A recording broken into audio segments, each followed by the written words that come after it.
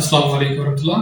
क्या आपने कभी सोचा कि पित्ता या गॉल ब्लैडर की सर्जरी की जरूरत क्यों होती है, जिसे आम जुबान के अंदर कोलिसिस्टेक्टोमी कहा जाता है? सवाल ये पैदा होता है, क्या हर वो शख्स जिसके पित्ता में पथरी है उसके लिए ऑपरेशन करवाना बहुत जरूरी है, या इसके अलावा कुछ और वजूहात भी हैं जिनमें ऑपरेशन की जरूरत पड़ सकती है? आइए आज हम इसी चीज को समझने की कोशिश करते हैं कि पित्ते की सर्जरी की जरूरत कब और क्यों पेश आती है। मैं हूं डॉक्टर मुजम्मिल कलीम और मैं अपने चैनल में आपको खुशामदीद कहता हूं। पित्ता की सर्जरी करने से पहले हम जरा पित्ते को समझते हैं कि ये क्या है और इसका हमारे जिस्म के अंदर क्या रोल है। पित्ता एक छोटा सा उज्व है जो बाइल को जखीरा करता है, और ये बाइल, जिसको सफरा भी कहा जाता है, जिगर पे पैदा होता है, जो हमारे हाजमा खसूसन चर्बी या फैट्स वगैरह को हजम करने के अंदर कलीदी किरदार अदा करता है। ये पित्ता या गॉल ब्लैडर हमारे जिस्म में दाईं जानिब जिगर के नीचे वाक़या होता है।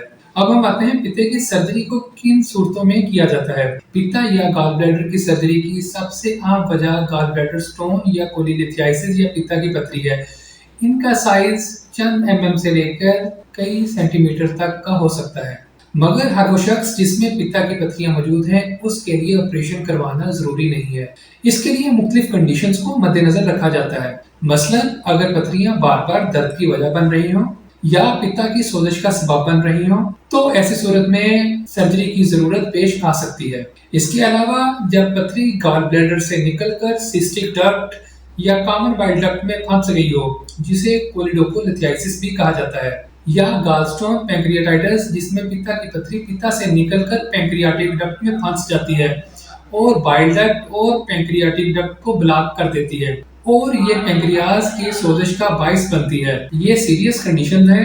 इन सूरतों में मरीज को शदीद और लगातार दर्द जो पेट के दाईं साइड के ऊपरी और दरमियानी हिस्से में महसूस होता है। इसके अलावा बुखार का होना, मतली और कह का आना, दर्द का दाएं कंधे या कमर की तरफ जाना। इसके अलावा मरीज जॉइंटिस या पीलिया, या जिसे हम पीला यरकान कहते हैं, उसकी अलामात भी जाहिर हो सकती हैं। तो ऐसी सूरत में इमरजेंसी में गॉल ब्लैडर की सर्जरी की जरूरत पड़ सकती है। तो ऐसा मौका पर आमतौर पर ERCP किया जाता है। ये एक एंडोस्कोपिक प्रोसीजर है। इसमें मरीज को कट लगाए बगैर फंसी हुई पथरी जो गॉल ब्लैडर से निकलकर बाइल डक्ट या पैंक्रियाटिक डक्ट में फंस जाती है, उसको निकाल लिया जाता है। इन वजूहात के अलावा अगर बदहजमी का मसला बार बार हो रहा हो, इसके साथ मरीज के पित्ता में पथरियां भी मौजूद हों, तो ऐसी सूरत में भी सर्जरी की जरूरत पड़ सकती है। इसके बाद हम बात करते हैं पित्ता की सोजिश या इन्फेक्शन, जिसे कोलिसिस्टाइटिस कहा जाता है। मसलन इलाज करवाया, कुछ देर मरीज को आराम रहा, मगर कुछ देर के बाद दोबारा उसमें अलामात लौट आई, यानी उसके पित्ते को सोजिश या इन्फेक्शन हो गई। अगर ये अलामात बार बार लौट के आए तो ऐसी सूरत में भी पित्ते की सर्जरी की जरूरत पड़ सकती है। इसके अलावा कुछ खास किस्म की कंडीशंस जिसमें आमतौर पर फौरी तौर पर गॉल ब्लैडर की सर्जरी की जरूरत पड़ती है। अगर ऐसी सूरतों में टाइम पर सर्जरी ना करवाई जाए तो मजीद कॉम्प्लिकेशन का सबब बन सकती है। मसलन गॉल ब्लैडर परफोरेशन, ये एक बहुत ही सीवियर कंडीशन है जिसमें फौरी तौर पर सर्जरी की जरूरत पड़ती है।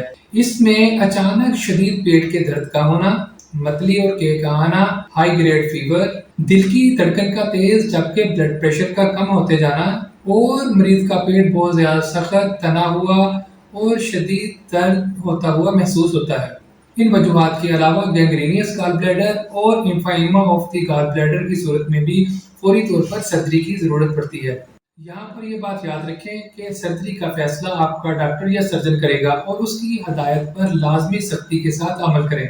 इसके बाद चंद एक और वजूहात हैं जिनमें गॉल ब्लैडर के रिमूव करने की सिफारिश की जाती है या गॉल ब्लैडर की सर्जरी की सिफारिश की जाती है। इसके बाद हम बात करते हैं गॉल ब्लैडर पॉलिप्स की।